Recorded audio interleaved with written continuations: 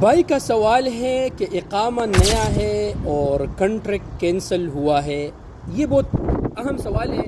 آپ تمام دوست اس ویڈیو کو پورا دیکھیں اور پردیسی بھائیوں کے ساتھ شیئر کریں. دیکھیے دوستو، اگر آپ کا اقامہ نیا ہو اور اس صورت میں کنٹریکٹ کمپنی کینسل کرنے کا اس وقت پابند ہوتا ہے جب آپ کو وہ 2 مہینے کا نوٹس پیریڈ دے، یعنی آپ کو انقطاع عن العمل کرے.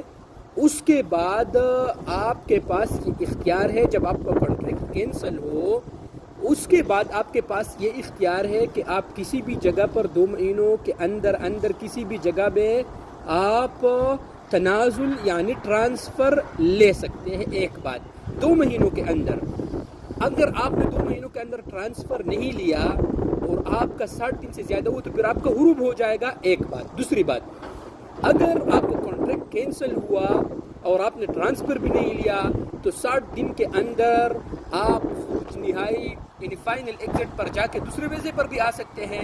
لیکن اگر آپ نے 60 دن کے اندر نہ تنازل لیا نہ آپ خروج نہائی پہ گیا تو دونوں صورتوں میں پھر آپ کا ایبسینٹ فرام ورک یعنی متغیب عن العمل ہو جائے گا. تو اس صورت میں پھر آپ کچھ بھی نہیں کر سکتے. لہٰذا 60 دن ہوتا ہے جب آپ کا کانٹریکٹ کینسل کرے تو کمپنی آپ کو 2 مہینوں کا ٹائم دے گا. تو اس دونوں میں آپ خروج نہائی بھی جا سکتے ہیں اور آپ ٹرانسفر بھی لے سکتے ہیں.